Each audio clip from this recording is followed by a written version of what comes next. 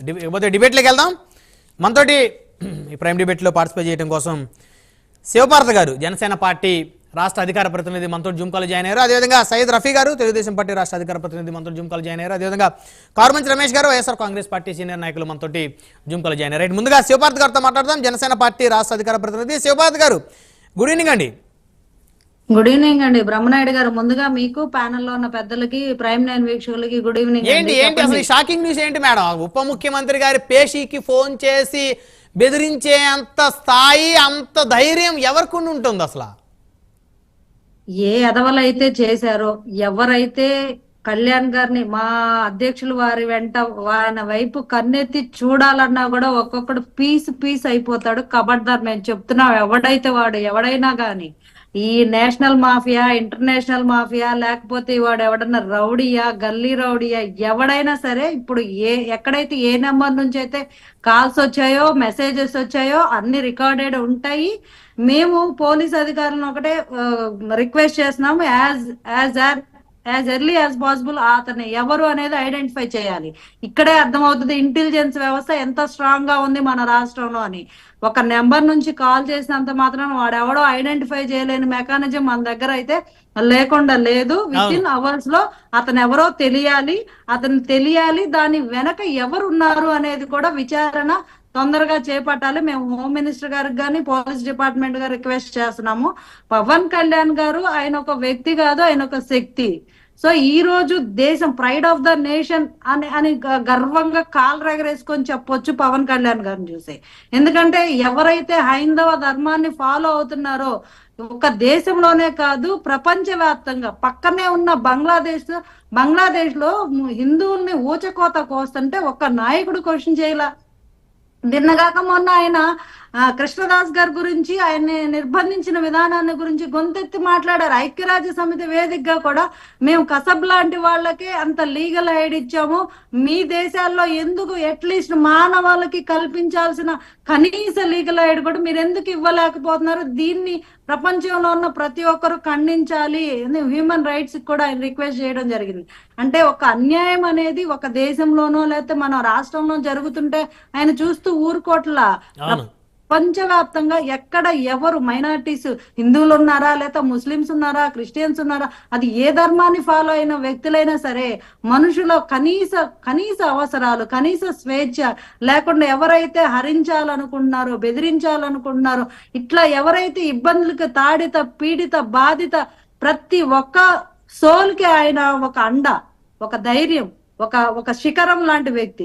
అలాంటి వ్యక్తినే లేకుండా చేద్దాము అనుకుంటున్నారంటే ఎన్ని గుండెలు చీల్చేస్తాము. ఎవరైతే పవన్ కళ్యాణ్ గారు వెనక కన్నెత్తి చూడాలన్నా కూడా ఆయన వెనకున్న సైన్యం మామూలు సైన్యం కూడా కాదు. ప్రతి ఒక్కళ్ళ గుండె చప్పుడు పవన్ కళ్యాణ్ గారు. ఈరోజు చెప్తున్నాం, కబడ్దార్, ఎవడైతే నా కొడుకు అయితే ఉన్నాడో దీని వెనక వాళ్ళని పీస్ అయిపోతాడు. వాడి డీటెయిల్స్ ఎవడైతే బయట వస్తాయి, ఖచ్చితంగా వస్తాయి. దీని వెనక ఎవరున్నారో వస్తాయి. మేము సెంట్రల్ గవర్నమెంట్ కూడా రిక్వెస్ట్ చేస్తాము, మా నాయకుడికి ప్రొటెక్షన్ 100% Z+ కేటగిరీ ఇవ్వాల్సిందే. మా నాయకుడు మాకు ఎంత ఇంపార్టెంటో మాకు మాత్రమే కాదు, ఈ దేశానికి ఆయన ప్రైడ్. ఆయన మాకు మాత్రమే కాదు, ఇలాంటి వ్యక్తిని కూడా, అంటే నిజాయితీగా ఉంటే బ్రతకనివ్వరా? అంటే మీరు అవినీతి చేస్తా ఉంటే చేతులు కట్టుకొని కూర్చుంటారా? అంటే మీరు ఏది చేస్తే అది మేము చూస్తూ ఊరుకోవాలా? అంటే ఎవరైనా మాట్లాడితే చంపేస్తారా? ఎవరు ఏవి క్వశ్చన్ చేసి చంపేస్తారా? పవన్ కళ్యాణ్ గారు ఏ అధికారం లేనప్పుడే ఆ రోజుల్లో జగన్మోహన్ రెడ్డి గారు అవినీతిని ఎండగట్టిన వ్యక్తి ఈ రోజు దేశవ్యాప్తంగా ఉన్న మాఫియాను కూడా కదిలించారు. ఆయన ఏ నాయకుడి వల్ల కూడా కాలేదు. ఎవరు చేయనటువంటి సాహసం, ఎవరు టచ్ చేయలేనటువంటి మాఫియా వ్యవస్థ. మాఫియా సామాన్యమైన మాఫియా కాదు, వేల కోట్ల, లక్షల కోట్లకి పడగెత్తినటువంటి అత్యంత భయంకరమైనటువంటి మాఫియా. ఆ మాఫియాతో సహజ వనరులను దోచుకు తింటున్నారు, దొబ్బుకు తింటున్నారు. దశాబ్దాల తరబడి ఎర్రచందనాన్ని, అడవులను సైతం నరికేసి ఏ రకంగా సహజ వనరులు దోచుకు తింటున్నారు. ఈ రోజు అడవి తల్లి కూడా సేఫ్ హ్యాండ్స్ లోకి వెళ్ళింది. ఈ రోజు ఆయన అటవీ శాఖ తీసుకోగానే ఎవడి కన్ను ఎర్రచందనం మీద పడకుండా కూడా ఎక్కడికక్కడ అరికడుతున్నారు. ఎక్కడికక్కడ స్మగ్లర్స్ ని తాట తీస్తున్నారు. కాబట్టి ఒక్కొక్కటి గుండెల్లో రైళ్లు పరిగెడుతున్నాయి. తినటానికి లేకుండా చేస్తున్నాడు. అవినీతి పరుల గుండెల్లో నిద్రపోతున్నాడు. కాబట్టి అందరికి వెర్రి పుట్టింది. అలాగే ఆయన్ని లేకుండా చేద్దాము అనే ఆలోచన ఏదైతే ఉందో అది అది ఎలా అంటే ఆకాశం మీద ఉమ్మేసినట్లుగా ఆయన ఏదో చేద్దాం అనుకుంటే ప్రకృతి ఆ చేద్దామనే ఆలోచన వచ్చినోడనే మింగేస్తుంది. ఆయన ఏమి చిన్న వ్యక్తి ఏం కాదు. ఆయన ఆయన ఆయన వెనక చూడాలన్నా కూడా అసలు ప్రకృతి దానికి సహకరించదు. అలా ఎవరైనా ప్లాన్ చేసినా కూడా వాళ్ళని ఎట్టి పరిస్థితుల్లో అలాగా ప్లాన్ చేసే వాళ్ళని మాత్రం వదలకూడదు. ఇది చాలా సీరియస్ గా వెరీ వెరీ వెరీ సీరియస్ గా తీసుకోవాల్సిన ఇష్యూగా నేనైతే ఇప్పుడు సెంట్రల్ గవర్నమెంట్ కూడా స్టేట్ గవర్నమెంట్ కూడా రిక్వెస్ట్ చేస్తున్నాం. ఇలాంటి ఏదో చూస్తూ మొన్న చంద్రబాబు నాయుడు గారికి కూడా బెదిరింపు కాల్స్ వచ్చాయి, మోదీ గారికి వస్తున్నాయి. ఇది తమాషాగా తీసుకోవడానికి వీల్లేదు. ఇట్లా ఎవరైతే అంటే కూటమి ప్రభుత్వం కంట్రోల్ గా పనిచేయడం నచ్చట్లేదు. ఎందుకంటే గతంలో అవినీతి పరులు ఎలా తయారయ్యారంటే అవినీతి కుబేరులు అయిపోయిన తరుణంలో ఒక్కొక్క అవినీతి బయటకు వస్తున్నప్పుడు ఎక్కడ దొరికిపోతామో లేకపోతే ఎక్కడ తినడానికి వీలు లేదు. ఇప్పుడు రేషన్ మాఫియా దీని వెనక ఇంటర్నేషనల్ స్థాయిలో హస్తాలు ఉన్నాయని బయటకు వస్తున్నాయి. ఒక్కొక్క వ్యవహారం తీస్తా ఉంటే దీని వెనక ఈ ఒక్క దేశంతో ఆగిపోలా వేరే దేశాల మాఫియాలు కూడా దీనిలోనే ఇన్వాల్వ్ అయి ఉన్నాయంటే ఏ స్థాయిలో వదిలేశారు. అంటే ఇప్పుడు ఇక్కడ ఇంకోటి బాగా అబ్జర్వ్ చేయాలి శివపార్త గారు. ఇప్పుడు ఇక్కడ నుంచి రైస్ కాకినాడ పోర్ట్ నుంచి ఇతర దేశాలకే కదా తరలిస్తుంది. అంటే అక్కడ ఒక మాఫియా ఉంటుంది. ఈ మాఫియా ఆ మాఫియా అందరూ కలిసి పెద్ద ఎత్తున అంతర్జాతీయ మాఫియాగా తయారైపోయారు. ఇప్పుడు ఎర్రచందనం కూడా మరి ఇతర దేశాలకు తరలిపోతుంది కదా. వీళ్ళంతా మాఫియానే కదా. దాంతో లింకులున్న లోకల్ నాయకులు, ఇంటర్నేషనల్ మాఫియాతో లింకులున్న లోకల్ నాయకులు ప్రోద్బలంతో ఈయన ఎన్నికల ముందు కూడా పవన్ కళ్యాణ్ గారికి రెక్కి నిర్వహించడానికి 250 కోట్లు సుఫారీ ఇచ్చి మరి పవన్ కళ్యాణ్ గారి మీద మా అధ్యక్షుల వారి మీద భౌతిక దాడి చేయించాలని ప్రయత్నించిన సందర్భంలో ప్రతి ఒక్క జన సైనికుడు అప్రమత్తంగా ఉండి కంటికి రెప్పలకు అంటే పవన్ కళ్యాణ్ గారిని బెదిరిద్దాము లేకపోతే ఇది ఫోన్ కాల్ చేద్దాము అంటే అది అసలు ఎలా ఉంటుందంటే అంత సిల్లీగా ఉంటుందో.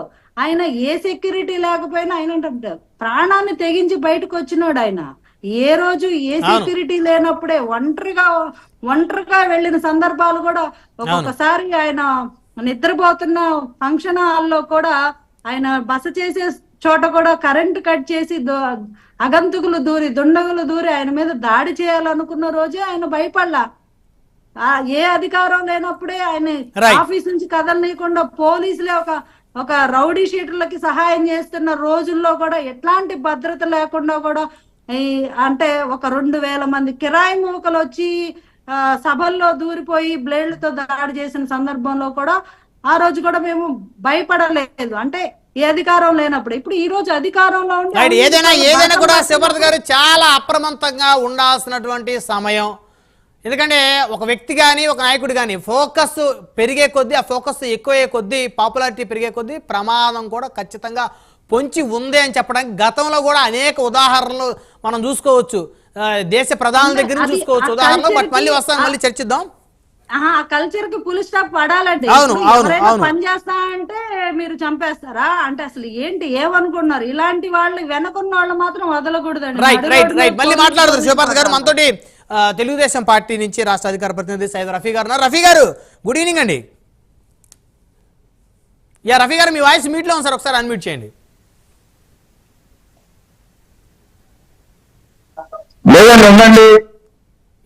వినిపిస్తుంది. ఇప్పుడు వినిపిస్తుందా నా వాయిస్ మీకు? వినిపిస్తుంది. ఏంటి రఫీ గారు, అధికారంలో ఉన్నటువంటి ఒక ఉప ముఖ్యమంత్రి పేషీకి బెదిరింపు కాల్స్ వచ్చాయి అంటే ఏమని అర్థం చేసుకోవాలి? ఎవరై ఉంటారని అర్థం చేసుకోవాలి? అయితే ఆగంతుకులు వెనక ఎవరన్నా ఉండి చేపిస్తున్నారని అనుకోవాలా లేకపోతే ఏంటి అసలు?